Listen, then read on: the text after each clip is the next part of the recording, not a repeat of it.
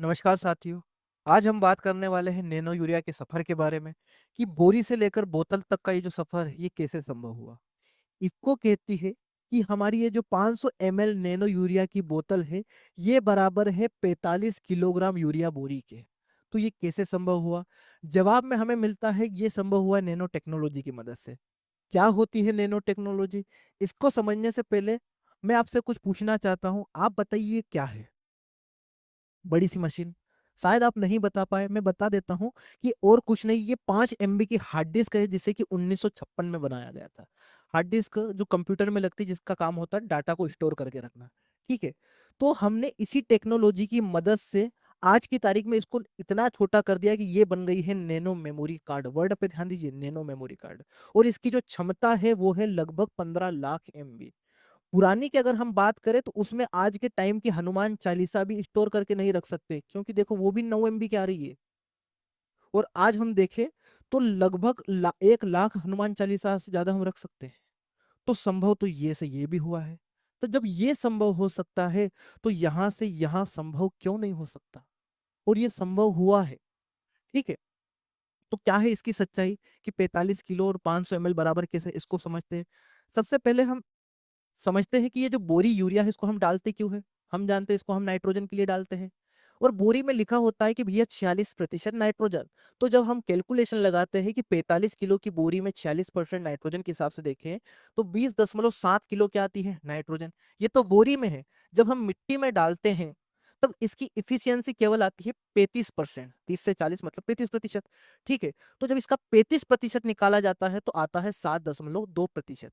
मतलब कि जब हम एक बोरी यूरिया डालते हैं तो पौधों तक केवल 7.2 kg नाइट्रोजन ही पहुंच पाती है। ठीक है। वहीं अगर हम बोतल की बात करें, देखो यहाँ पर मैंने 4% वाली बोतल ली है जो कि यूरिया की पहले आई थी, नैनो यूरिया की, इफ्को ने। ठीक है। अब इसको क्यों ली है? ताकि समझ पाए कि इफ्को ने 4% वाली बोतल क्यों निकाली। देखो, तो 500 का जब हम 4% निकालते हैं तो आता है 20 ग्राम। अब इसकी भी इफिशियंसी 100% तो है नहीं, तो इसकी है 90%। तो 90% के हिसाब से जब कैलकुलेशन लगाया जाता है तब आता है 18 ग्राम। तो इसका मतलब कि जब हम 500 ml की बोतल का छिड़काव करते हैं तो पौधे को केवल 18 ग्राम नाइट्रोजन ही मिलती है। तो अब हिसाब जो है एक बोरी और एक बोतल का थोड़ी ना है। अब जो हिसाब है कि कैसे 7.2 किलो नाइट्रोजन जो काम करती है वही काम 18 ग्राम नैनो नाइट्रोजन करती है। तो इसके इफेक्ट को समझने के लिए हमें कुछ समझना पड़ेगा। देखो, जब हम बोरी वाला यूरिया डालते हैं तो पानी में घुलकर, मतलब मिट्टी में के पानी में घुलकर नीचे चले जाता है, जिसे हम बोलते हैं क्या, लीचिंग। और ये और नीचे जाकर हमारे जो ग्राउंड वाटर है, भूमिगत जल को भी क्या करता है, प्रदूषित, जिससे हमें बीमारियां होती है। कुछ भाग जो है वो गैस के रूप में नष्ट हो जाता है। केवल और केवल 35% भाग ही जड़ क्षेत्र में रुक पाता है। क्या ये 35% पूरा पौधे ले लेते हैं? नहीं। देखो, इसको समझते, जब इसको मैं जूम करता हूं, देखो, जब हम मिट्टी में यूरिया को डालते हैं तो यूरिया क्या करता है, इस प्रकार से बड़ा सा गुच्छा बना लेता है, एक जिसे हम बोलते हैं क्लस्टर, है ना। और इस क्लस्टर में तो बहुत सारे नाइट्रोजन है, लेकिन जड़ें जो है इसका कुछ अंश ही ले पाती है, पूरा का पूरा नाइट्रोजन ग्रहण नहीं कर पाती। इसीलिए हम बोलते हैं कि जब दानेदार यूरिया को मिट्टी में डाला जाता है तो बहुत कम अंश ही उसका क्या है, उपयोग हो पाता है। तो आप बोलेंगे ठीक है, बोले हम नैनो यूरिया फिर क्यों यूज करें? हम तो एक काम करते हैं, दानेदार यूरिया का ही घोल बनाते हैं, उसी को पत्तियों पर छिड़क देते हैं, वो भी तो काम करेगा। उसकी कहानी अलग है, देखो उसको भी समझते हैं, ऐसा नहीं है। देखो, ये है पत्ती, और पत्ती को जब जूम करता हूं तो कुछ इस प्रकार से दिखाई देती है। ये जो आप देख रहे हैं ये है स्टोमेटा या पर्णरंध्र। इसी के द्वारा कोई भी लिक्विड या कोई भी पोषक तत्व पत्ती के अंदर जाता है। देखो, तो जब इसको देखो, इसको आसान किया मैंने, ठीक है। यह है पत्ती का रंध्र। जब हम साधारण नाइट्रोजन या साधारण यूरिया के घोल को पत्ती पर डालते हैं तो फिर से वही गुच्छा बना लेगा, है ना। देखो ये गुच्छा कितना बड़ा है, पत्ती का छिद्र देखिए कितना छोटा है, तो ये इसके अंदर जा ही नहीं पाता है। और जाता भी है तो वही बात, कुछ अंश ही अंदर जा पाता है। जबकि हम नैनो यूरिया को देखते हैं तो देखो इसका साइज कितना छोटा है यार, इसका साइज केवल है 20 से 50 नैनोमीटर, जिसके कारण ये छिद्र के अंदर आसानी से पहुंच जाता है। ठीक है। अब बोले कि ये गुच्छा क्यों नहीं बना रहा, यही तो नैनो टेक्नोलॉजी है।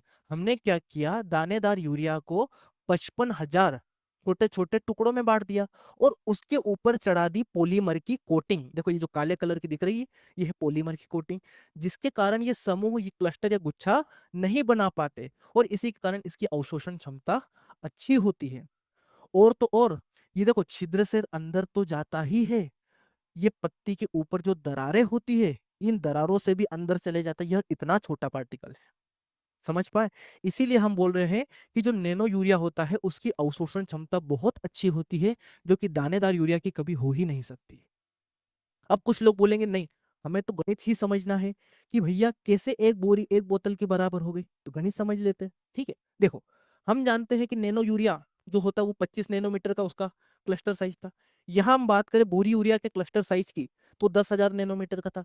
गणित लगाते हैं तो आता है 1 = 400। मतलब इधर जिसका एक अंश जो काम कर रहा है नैनो यूरिया का, वही काम करने के लिए इधर कितना चाहिए, 400। तो हमारे पास कितना था भैया, 18।